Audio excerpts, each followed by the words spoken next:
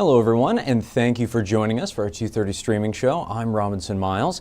Now, we are only going to be covering one story today in the news portion of our 2:30 stream, and that is because one of the biggest stories that we've been following for some time, we now have a big update for. Now, it's that Gibson County triple murder trial of a Hopstop man, and that trial is now just over, with the jury having released their verdict.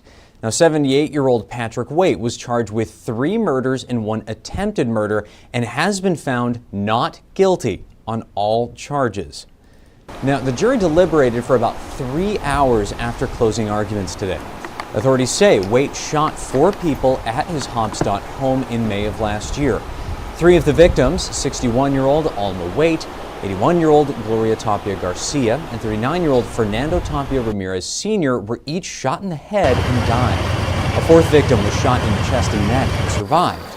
The state argued the physical evidence does not support Waite's testimony. Prosecutors pointed to the location of shell casings inside the home, the bullet wounds of the victims, and the position of a knife on the floor as inconsistent with his self-defense account.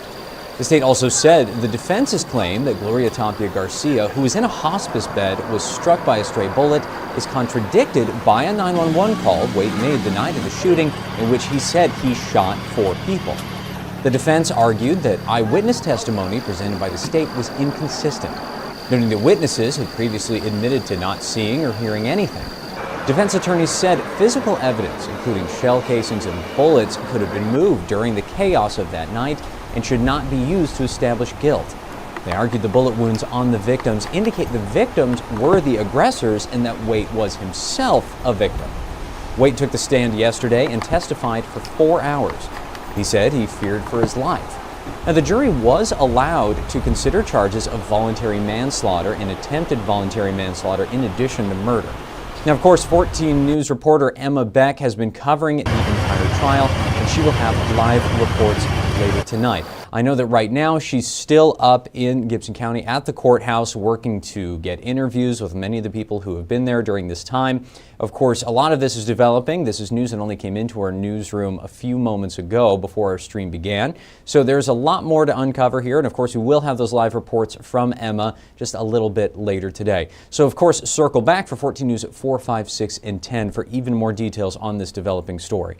Now, for now, we know that our temperature is still staying way up there and is going to be staying that way over the rest of the week. So we're going to go ahead and throw things over to someone who knows a lot more about that than myself. Arden Gregory is here waiting in the wings, so stick around and you'll have a little bit more on our ongoing weather.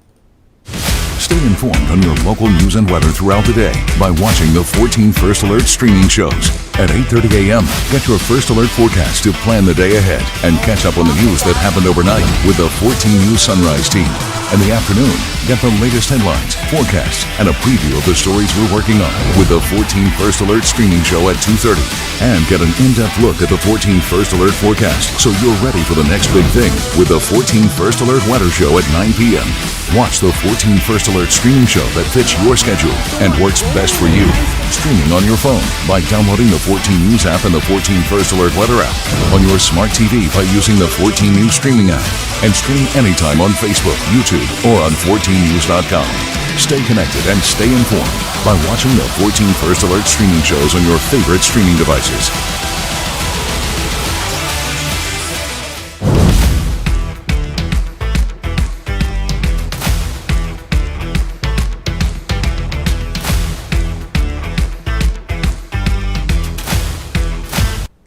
Good afternoon. I'm 14 First Alert meteorologist Arden Gregory, and we're going to talk a lot about these alert days, right? We've got kind of 2 different reasons for the alerts. One is the ongoing threat of dangerous heat, right? We've been on alert for this heat wave all week long, and we're still on alert on into Independence Day weekend as the heat continues. But the second part of that alert is today through the weekend, we're now also on alert for some scattered storms as rain returned to the forecast today. Now, the heat wave, obviously a story not just for us, but for like the whole eastern half of the country dealing with this heat. There is still an extreme heat warning in effect for the tri-state until 8 o'clock tomorrow night. That has not changed one thing that has changed is they've now added a heat advisory that picks up at 8 p.m. Friday, where that extreme heat warning leaves off and goes until 8 p.m. Saturday. So it still seems like the worst of the heat is going to be today and tomorrow, but it still could be right on the brink of dangerously hot on into this weekend as well. Let's talk a little bit more about the thunderstorms, because right now we've got just one little thunderstorm, the only one in the tri-state really, and it has popped up over eastern Henderson County, right on the edge there with western Davis County, and it has just been sitting there for like an hour and a half. Let's see, let me loop this back here, go back 2 hours here, and if I back this up, yeah, so 2 hours ago it didn't exist, and then you can see it starting to pop up just after 1 o'clock, so about an hour ago, and then it has just remained parked over the same area. Now, it was producing quite a bit of lightning here until just a few minutes ago, so the lightning seems to have quit, which shows that the storm is probably weakening, but still, we've had just this tiny spot of heavy rain falling over that same location for an hour and a half now, and so they have put out a flood advisory just for this small area, just in eastern Henderson County and the far western edge of Davis County, because some of those areas have gotten 1 to 2 inches of rain in the past hour just from that one little storm, but that's the only spot really where it's raining, and we're going to see this as we go through the rest of the afternoon. We may see a few more of these just very isolated showers popping up, but there's not really anything motivating them, so they don't really move. They just kind of pop up where they are and they stay there until they run out of energy and just kind of rain themselves out. Then moving forward, as we get towards sunset, those showers and storms start to lose their energy, and we dry things back out, and it'll be mostly clear overnight tonight.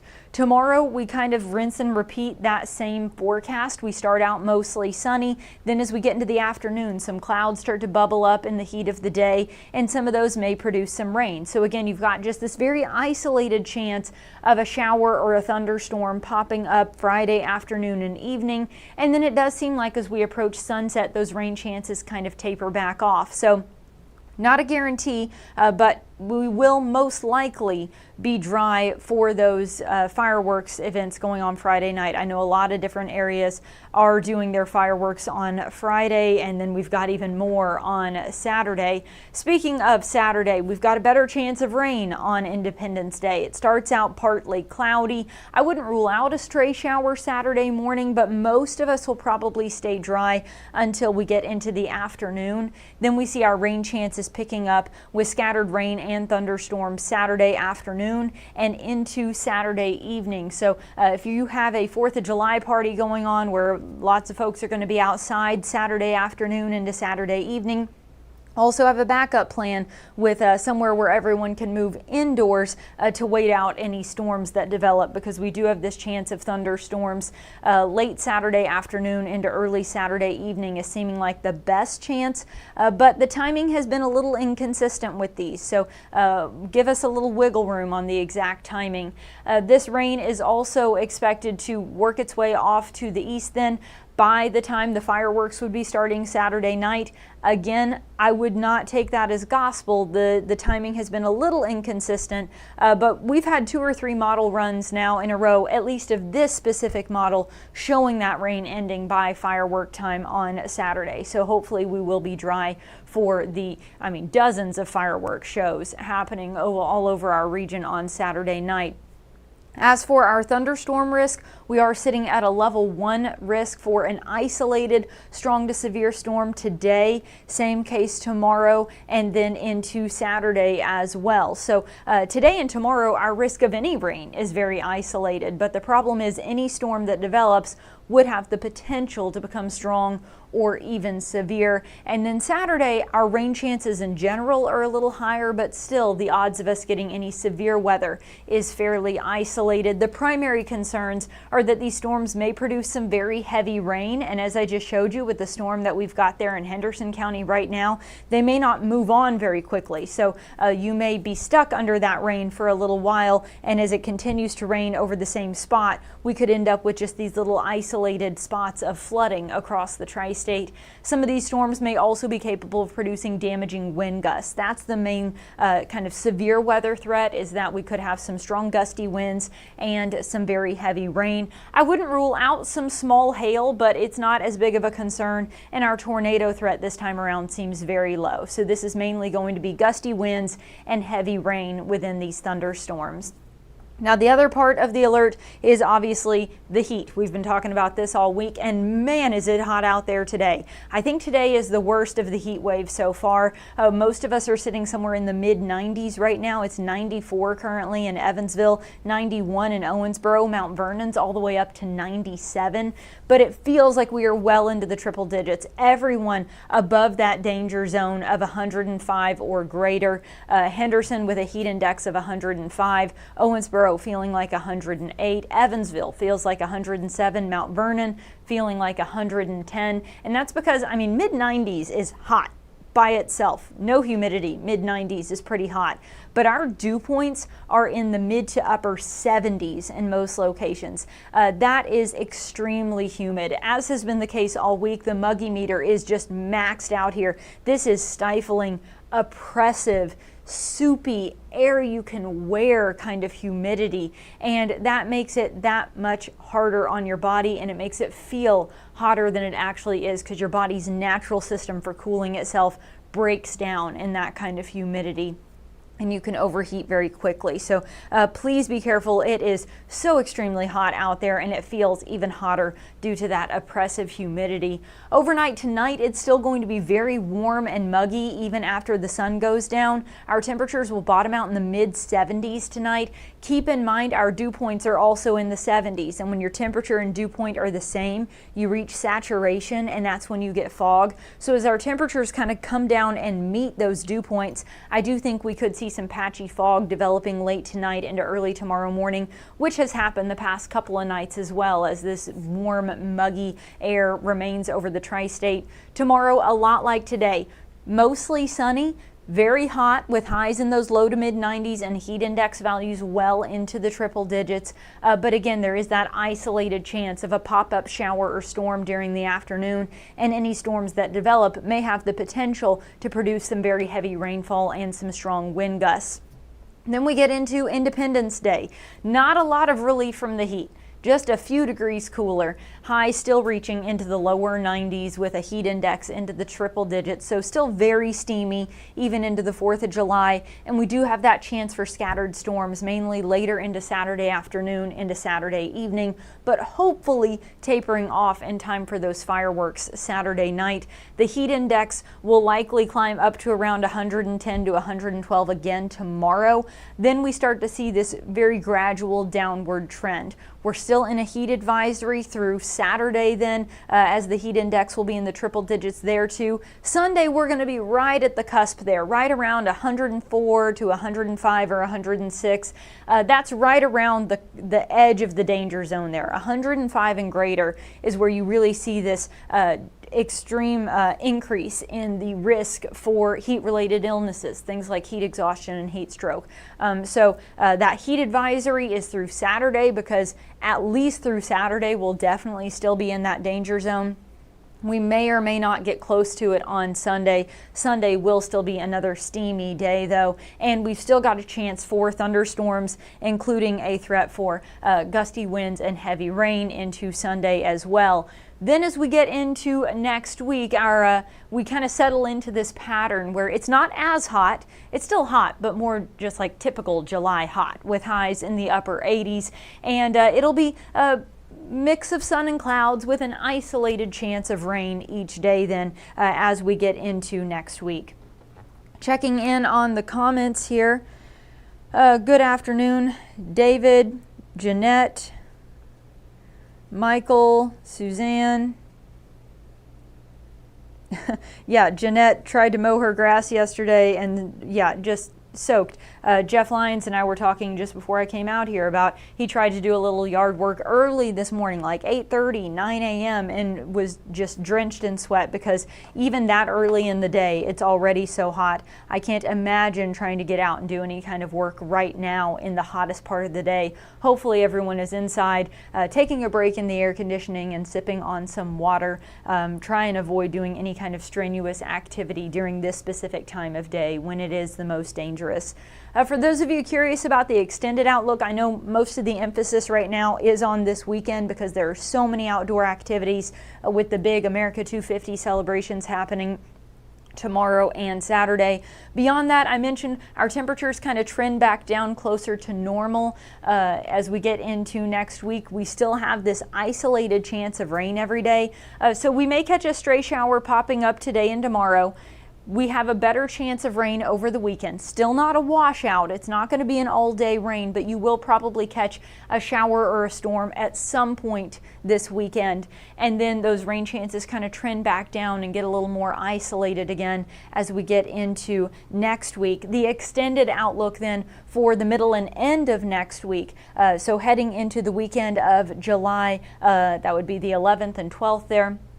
Still showing a trend toward near to maybe slightly above average precipitation, with temperatures again near to just slightly above average. So we see this trend as we get into next week where it's hot, about as hot as it should be this time of year, maybe just a degree or two warmer than average, but we also have just this daily chance of rain, and we'll be stuck in that unsettled weather pattern, seems like all the way through next week and maybe into the following weekend, where it's not going to rain all day every day, but we're just kind of hung up in this pattern where every day at some point a chance of rain pops up.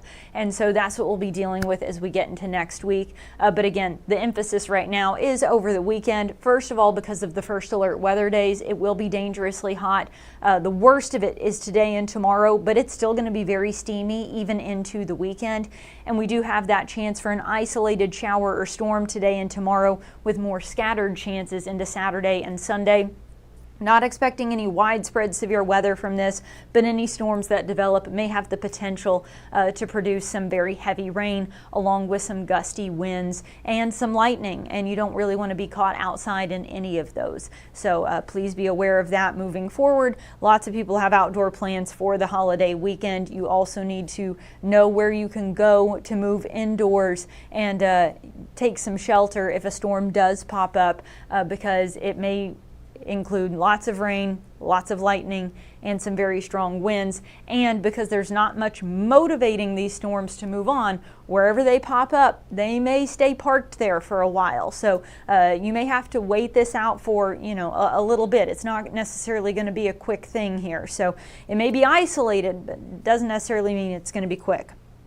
All right, I'm not seeing any other questions in the comments, so I'm going to go ahead and wrap this up. Again, remember your heat safety, especially as we get into the holiday weekend. A lot of folks are going to be consuming alcoholic beverages, and you know what? Celebrate however you see fit, but keep in mind that does not hydrate you. You also need to be drinking lots of non-alcoholic beverages, okay? Lots of water, Powerade, Gatorade, things like that. Something to help replenish the fluids that you're going to be sweating out. And you want to be drinking water before you get thirsty. If you're thirsty, that's your body telling you you need water. You want to give it water before you get to that point, right? So be drinking lots of water, dress in cool, light-colored, lightweight clothing, and don't get sunburnt. I've been preaching that all week, but if you get sunburnt, it's that much harder for your body to regulate its temperature. So a lot of folks are going to be out the pool. That is a wonderful way to cool off, but just please remember your sunscreen. So check in on neighbors, friends, make sure everyone's air conditioning is working okay and that they are staying cool,